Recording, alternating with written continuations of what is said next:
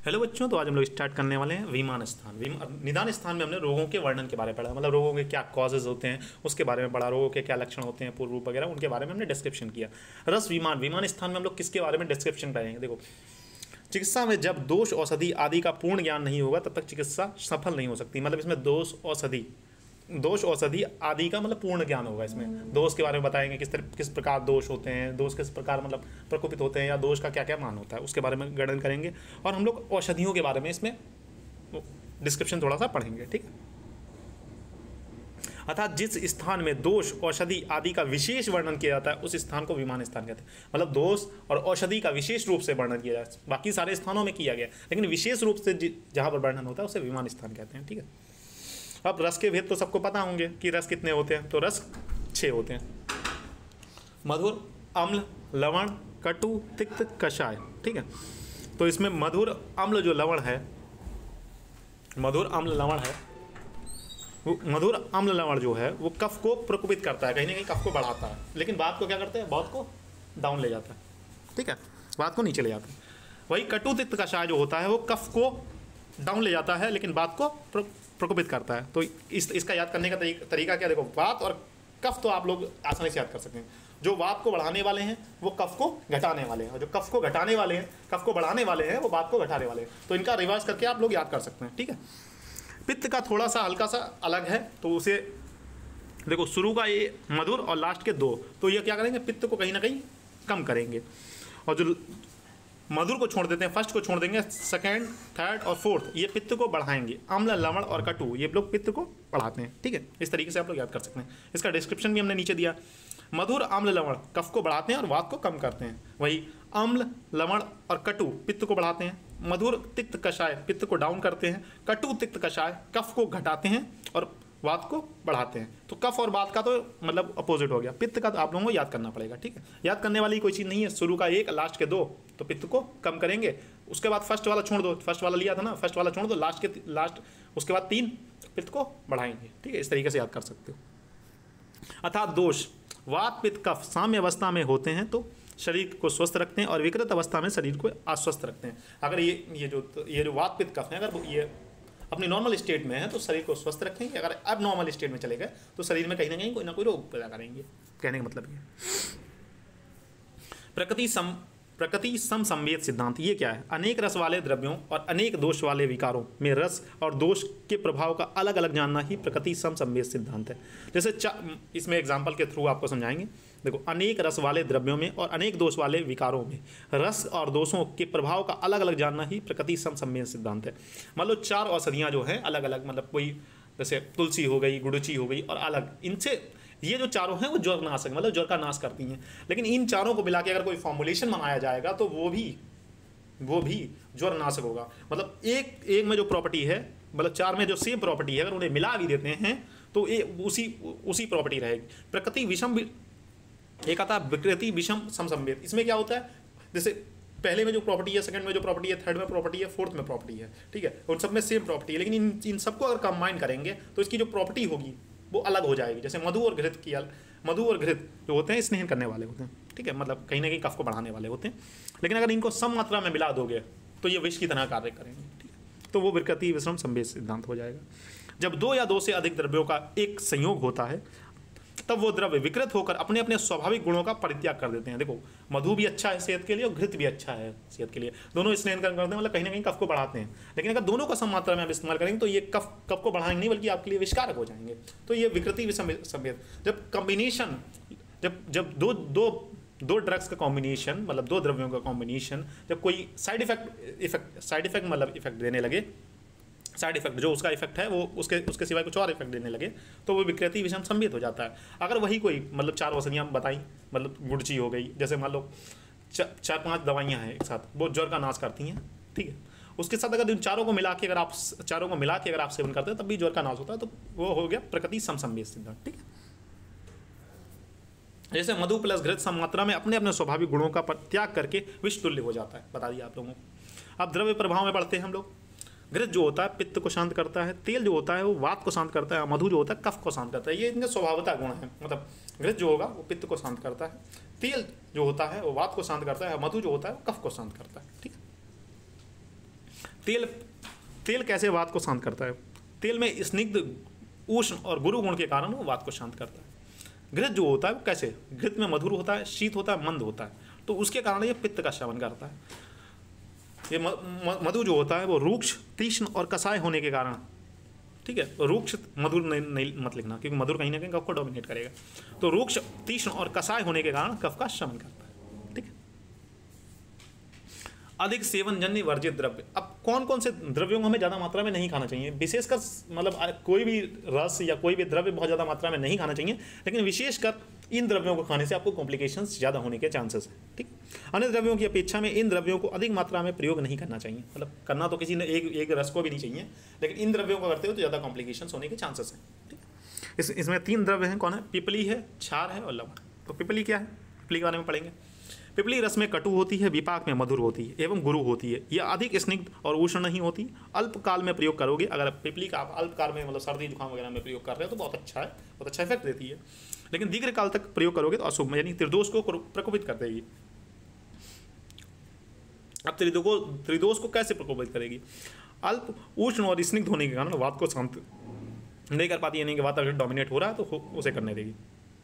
उष्ण गुण के कारण अपने पित्त को डोमिनेट कर जाती है। अगर उष्ण बहुत सारा लंबे समय तक सेवन करोगे पित्त को डोमिनेट कर, और क्लेद होने के कारण, क्योंकि इसमें कहीं ना कहीं मधुर विपाक है, तो वहाँ उसके कारण जो क्लेदता उत्पन्न करती है उससे कफ का डोमिनेंस हो जाता है, कहीं ना कहीं त्रिदोष को प्रकोपित करेगी। तो इसे ज़्यादा लंबे समय तक सेवन नहीं करना चाहिए।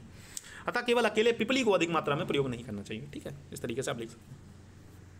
क्षार, जो धातुओं का क्षरण करे उसे क्षार कहते हैं। क्षार में उष्ण, तीक्ष्ण और लघु गुण की अधिकता के कारण यह सर्वप्रथम शरीर में क्लेद उत्पन्न करता है, बाद में शरीर का शोषण करता है। मतलब पहले शरीर में क्लेद उत्पन्न करेगा, ठीक है, उसके बाद शरीर में क्लेद उत्पन्न करेगा, उसके बाद शरीर में धातुओं का शोषण करेगा। क्षार जो होता है वो छेदन करता है, भेदन करता है और लेखन करता है। मतलब छेदन मतलब वो छेदेगा, भेदन मतलब कोई चीज़ अगर सॉलिड होगी तो उसे तोड़ेगा, लेखन मतलब उस चीज़ को खरोच मतलब कफ वगैरह है तो उसे खरोच निकाल देगा। ठीक है। अत्यधिक सेवन करने से, अगर आप इसका बहुत ज़्यादा मात्रा में सेवन करते हैं, देखो अल्पकाल में सेवन करें, अगर कफ वगैरह विकार, जीर्ण कफ विकार है तो आप अल्पकाल में सेवन करते हैं तो ये छेदन, भेदन और लेखन करके कफ को निकाल देगी। लेकिन अगर बहुत ज़्यादा मात्रा में सेवन करते हैं, बहुत लंबे समय तक सेवन करते हैं, तो ये क्या क्या कर सकती है? क्योंकि कहीं ना कहीं ये इसके अंदर जो गुण हैं उष्ण, तीक्ष्ण और लघु गुण, ये सारे पित्त के गुण हैं। तो पित्त प्रकोपित होने के कारण अंधापन हो सकता है, खालित्य हो सकता है। खालित्य मतलब क्या होता है? बालों का बिल्कुल साफ होना, मतलब बाल बिल्कुल हेयर से थोड़े बहुत रिमूव हो जाएं, ठीक है, वो खालित्य होता है। पालित्य मतलब बालों का पक जाना, असमय बाल पक जाएंगे आपके। नपुंसकता मतलब इम्पोर्टेंसी वाली कंडीशन भी आ सकती है। ठीक है। जितने भी क्षार हैं उनका ज़्यादा लंबे समय तक सेवन नहीं करना चाहिए, कहीं ना कहीं वो स्पर्म काउंट को कम करते हैं। कहने का मतलब ये है। हम लोग लवण के बारे में पढ़ेंगे। लवण उष्ण तीक्ष्ण गुण वाला होता है। ठीक, लवण जो होता है उष्ण और तीक्ष्ण गुण, ना अधिक स्निग्ध ना अधिक गुरु होता है। ठीक है। शरीर में उपक्लेद उत्पन्न करता है, मतलब क्लेदता उत्पन्न करता है। रुचिकारक मतलब रुचि है। अधिक मात्रा में अगर आप सेवन करते हो तो गलानी, स्थिरता और दुर्बलता उत्पन्न करता है। इंद्रलुप्त, पालित्य और खालित्य मतलब कहीं ना कहीं ये भी कफ को डोमिनेट करेगा। तो कफ वाली बीमारियां आप इसमें लिख सकते हैं, जो उसमें लिखी थी वही आप इसमें भी लिख सकते हैं। जैसे क्या? इंद्रलुप्त करता है, पालित्य करता है और खालित्य करता है। साथ मन तथा शरीर के अनुकूल भोजन, मन तथा शरीर के अनुकूल भोजन करना चाहिए। तो 3 प्रकार मन तथा साथ में 3 प्रकार के बताए गए हैं, प्रवर साथ, मध्य साथ और अवर साथ में बताया गया। तो अब हम लोग जो पढ़ने वाले हैं वो आप फर्स्ट ईयर में पढ़ चुके हो, बहुत डिटेल में पढ़ चुके हो, तो वो ठीक है जल्दी पढ़ेंगे। ठीक है। आहार विधि विशेष आयतन, तो आहार विधि विशेष आयतन आपने फर्स्ट ईयर में खूब अच्छी तरीके से पढ़ा था। ये क्वेश्चन भी बहुत इंपॉर्टेंट हो जाता था उस समय, ठीक है, क्रिया में। तो तत्र खलव इममेव आहार अष्ट आहार विशेषायतन भवन्ति तथ्या प्रकृतिकरण संयोग राशि देश काल उपयोग संस्था उपयोगिता अष्टमानी भवन्ति। ठीक है। चरक का विमान स्थान का पहले अध्याय का 21वां श्लोक है ये। ठीक है, ये फर्स्ट ईयर में पढ़ चुके हैं आप। श्लोक भी अगर आप लोग पढ़े हो फर्स्ट ईयर में तो ठीक है, नहीं श्लोक पढ़े तो जितना ब्लू से लिखा हुआ है उतना आप लोगों को याद करना पड़ेगा। 8 प्रकार के आहार विधि विशेषायतन होते हैं। पहला क्या? प्रकृति, फिर दूसरा है करण, संयोग है, राशि है, देश है, काल है, उपयोग संस्था है और उपयोगिता है।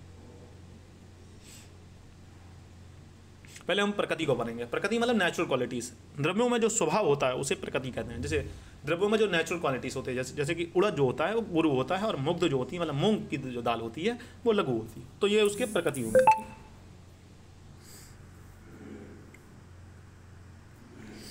अगर कारण की बात करें, कारण की बात करें, कारण मतलब संस्कार, संस्कारों ही गुणा अंतर्धान। कारण का मतलब होता है संस्कार, मतलब द्रव्यों में जो संस्कार किए जाते हैं वो कारण होते हैं। द्रव्यों में किसी विशेष गुण को लाना संस्कार कहलाता है। आचार्य चरक ने संस्कार के 10 प्रकार बताए हैं। कौन कौन से 10 प्रकार हैं? जल है, अग्नि संयोग है, मंथन है, देश काल आदि के द्वारा द्रव्यों में संस्कार किया जाता है। देखो 10 प्रकार उन्होंने बताए थे, मैंने 10 प्रकार को डिटेल में यहाँ पर नहीं लिखा है, ठीक है। कुछ बताए हैं, कुछ आप भी लिख के, ठीक है। ये याद होना चाहिए कि आचार्य चरक ने कितने प्रकार के संस्कार बताए, ये पूछ सकता है MCQ में, अगर बहुत अच्छा क्वेश्चन बनाएगा तो, ठीक है। उसका होता है संयोग, दो या दो से अधिक द्रव्यों को मिलाने को संयोग कहा जाता है। यह संयोग एक विशिष्ट कार्य को करने वाला होता है। अगर कई ड्रग का कॉम्बिनेशन करोगे तो हो सकता है कि एक नया थेरेप्यूटिक इफेक्ट पैदा करे, जो एक द्रव्य को करने में सामर्थ्य नहीं होता, इसी को संयोग कहते हैं। राशि क्या होती है? राशि मात्रा और अमात्रा का फल निश्चय करने के लिए राशियाँ बनाई जाती हैं। देखो राशियाँ क्या होती हैं, मतलब कितना कोई कितनी चीज़ लेनी है, जैसे जो होता है बैलेंस डाइट एक तरीके से, वो वहाँ पर उससे राशि से कोरिलेट कर सकते, मतलब इतना कार्बोहाइड्रेट खाना चाहिए, इतना विटामिन लेना, इतना मिनरल्स लेना, इतना प्रोटीन लेना, इतना फैट लेना, तो वो राशि के अंदर आता है, अंतर्गत आ जाएगा। राशि 2 प्रकार की होती है, सर्वग्रह और परिग्रह। सर्वग्रह क्या मतलब होती है कि मतलब इतनी कैलोरीज लेनी है ऑन एवरेज, जैसे मान लो दिन में चाहिए 2400 कैलोरीज, तो कुछ कैसे भी करके आप 2400 कैलोरीज लो। परिग्रह का मतलब होता है कि कार्बोहाइड्रेट से आपको इतनी कैलोरीज, कार्बोहाइड्रेट इतना चाहिए, फैट्स इतना चाहिए, प्रोटीन इतना चाहिए, विटामिन इतनी चाहिए, मिनरल्स इतनी चाहिए, ये परिग्रह हो गया। मतलब अलग अलग चीज़ों, सभी आहार द्रव्यों को एक एक करके निश्चित प्रमाण में खाना, सभी आहार द्रव्यों को एक पिंड रूप में ग्रहण करना, मतलब जितनी कैलोरीज चाहिए उतनी तुम कार्बोहाइड्रेट ज़्यादा मात्रा में ले रहे हो, मतलब दाल चावल एक मिला के खा रहे हो, लेकिन दाल इतनी लेनी है, चावल इतना लेना है, सब्जी इतनी लेनी है, अलग अलग क्वांटिटी में लेना है, तो वो परिग्रह में आ जाएगा। देश की बात करें, देश पुनः स्थान को कहते हैं। द्रव्य की उत्पत्ति तथा उसका प्रचार देश सात्मक के द्वारा जाना जाता है। देखो अब देश क्या होता है? स्थान, मतलब किस स्थान पे अगर वो द्रव्य है और किस स्थान पर मनुष्य रह रहा है, तो वो 2 प्रकार के देश हो जाते हैं। एक होता मनुष्य का देश, एक होता द्रव्य का देश। तो द्रव्य के देश के अनुसार हम लोगों ने 2, तो हिमालय क्षेत्र में जो होता है द्रव्य, अगर जो उगेंगे वो गुरु होंगे, और मरु प्रदेश मतलब राजस्थान वगैरह में जो द्रव्य अधिकतर उगते हैं तो वो लघु होते हैं, ये कहने का मतलब है। इसका हम लोग पढ़ने वाले हैं काल। काल 2 प्रकार के होते हैं, नित्यक काल, अवस्थिक काल। ऋतुओं के अनुसार द्रव्य का सेवन करना, और अवस्थिक मतलब रोग के अनुसार द्रव्य का सेवन करना। उपयोग संस्था, भोजन करने के नियम को उपयोग संस्था कहते हैं। भोजन कैसे करना है, कितना करना है और कहाँ करना चाहिए, ये सब नियम उपयोग संस्था के अंतर्गत आने हैं, मतलब ठीक है। आहार विधि विधान मतलब उपयोग संस्था कह सकते हैं। उपयोगिता मतलब जो स्वयं आहार का सेवन करता है उसे उपयोगिता कहते हैं, जिसके अधीन ओक सात्म होता है। ओक मतलब अगर कोई आहार खाते खाते उसके सात्म हो गया तो उसे ओक सात्म की कंडीशन दी जाती है। आहार विधि विधान पढ़ते हैं, तो आहार विधि विधान क्या है? आहार विधि विधान क्या? उष्ण स्निग्ध मात्रापूर्वक आहार, भोजन के पच जाने पर वीर के अविरुद्ध अपने मन के अनुकूल स्थान पर, न जल्दी न अधिक देर से, न बोलते हुए न हंसते हुए, अपनी आत्मा का विचार कर एवं आहार द्रव्यों में मन लगाकर भोजन करना चाहिए। आहार विधि विधान का मतलब होता है उपयोग संस्था, मतलब कैसे भोजन करना है, एटलीस्ट मतलब रूल्स ऑफ फूड एडमिनिस्ट्रेशन, मतलब किस तरीके से फूड को एडमिनिस्ट्रेट करना अपने अंदर, ठीक है। तो उष्ण आहार से लाभ, पहले क्या है? उष्ण आहार करना चाहिए। तो उष्ण आहार से क्या लाभ हो गया? उष्ण भोजन करना चाहिए, क्योंकि उष्ण भोजन करने से भोजन स्वादिष्ट लगता है, जठराग्नि प्रदीप्त होती है और भोजन शीघ्र पचता है, ठीक है। अगर आप उष्ण भोजन करते हो तो जठराग्नि अच्छी हो जाएगी आपकी, भोजन स्वादिष्ट लगेगा, क्योंकि ठंडा भोजन स्वादिष्ट नहीं लगता है, जठराग्नि प्रदीप्त हो जाती है और भोजन शीघ्र ही पच जाता है। स्निग्ध आहार से लाभ, स्निग्ध आहार से क्या लाभ होंगे? भोजन स्वादिष्ट लगता है, जठराग्नि प्रदीप्त करता है और शीघ्र ही पच जाता है, सेम, ठीक है। उष्ण और स्निग्ध का सेम। मात्रापूर्वक आहार से लाभ, मात्रापूर्वक भोजन करना चाहिए, क्योंकि मात्रापूर्वक भोजन करने से वात पित्त कफ प्रकोपित नहीं होते, मतलब त्रिदोष प्रकोपित नहीं होते, उनमें से कोई दोष प्रकोपित नहीं होता और भोजन शीघ्र ही पच जाता है। भोजन के पच जाने पर भोजन करने से लाभ, भोजन के पच जाने पर भोजन करने से वात पित्त कफ प्रकोपित नहीं होते हैं और भोजन शीघ्र ही पच जाता है। तो भोजन शीघ्र ही पच जाता है, अभी तक 4 में कॉमन आ चुका है। अविरुद्ध वीर आहार से लाभ, ऐसे आहार सेवन ना करें जो वीर के विरुद्ध हो। ऐसे आहार सेवन करने से कुष्ठ और रक्तपित्त जैसे रोग हो सकते हैं। जैसे मछली और दुग्ध का साथ में सेवन नहीं करना चाहिए, इनसे कुष्ठ और रक्तपित्त जैसे रोग की उत्पत्ति होती है। मछली उष्ण वीर्य होते है और दुग्ध शीत वीर्य होता है। इष्ट देश में आहार से लाभ, अपने मनपसंद स्थान पर भोजन करने से भोजन में मन लगता है तथा भोजन से कोई कॉम्प्लिकेशन नहीं होते। जैसे जहाँ पर आपका मन लग रहा है वहीं पर आपको खाना खाना चाहिए कायदे। अति शीघ्रता भोजन करने से हानि, देखो अति शीघ्रता से अगर आप भोजन करते हो सकता है आपका भोजन जो होगा विंड वाइब में चला जाए, ठीक है। भोजन को अति शीघ्रता करने से वह उन मार्ग यानी श्वास नलिका में जाने का भय रहता है, स्वाद भी नहीं बदलता है। अगर ज़्यादा जल्दी भोजन करो तो उसका स्वाद भी अच्छी तरीके से नहीं पता लगेगा। अति धीरे भोजन करने से हानि, आप बहुत धीमे भी नहीं करना चाहिए, बहुत लोग बहुत धीरे धीरे भोजन करते हैं, तृप्ति नहीं होती, मतलब खाना खाते रहोगे लेकिन जो सेटिस्फैक्शन होता है फूड के लेने के बाद वो नहीं होगा। मनुष्य भोजन अधिक ग्रहण कर लेता है, अगर धीरे धीरे भोजन कर रहा है तो उसे पता नहीं चलेगा, वो ज़्यादा मात्रा में भोजन जरूर ग्रहण कर लेगा। भोजन ठंडा हो जाता है, जो गरम गरम भोजन लिया था आपने वो ठंडा हो जाएगा। भोजन का पाचन ठीक प्रकार से नहीं हो पाता। बिना बोले बिना हंसे मन लगाकर भोजन करने से लाभ, ऐसा ना करने से अति शीघ्र भोजन करने से जो दोष प्रकोपित होंगे वही मतलब वात पित्त का प्रकोपित हो जाएंगे और भोजन के उन मार्ग में जाने का भय रहेगा। ठीक है, अगर हंसोगे, ठीक है, हंसोगे तो कहीं ना कहीं वोकल कार्ड खोलेगा तो खाना जाने का भय रहता है। आत्मशक्ति के अनुसार भोजन, अपने शरीर के अनुसार ही भोजन करना चाहिए। यह आहार मेरे लिए हितकर है या अहितकर है आदि का विचार विमर्श करके जो आहार शरीर के साथ में हो, मतलब शरीर के अनुकूल हो। जैसे किसी को आइसक्रीम नहीं सूट करती है तो आइसक्रीम नहीं खानी चाहिए, अपने मतलब उसे पता होता ना कि मेरे शरीर को क्या सूट करता है, उस हिसाब से अपने भोजन करना चाहिए।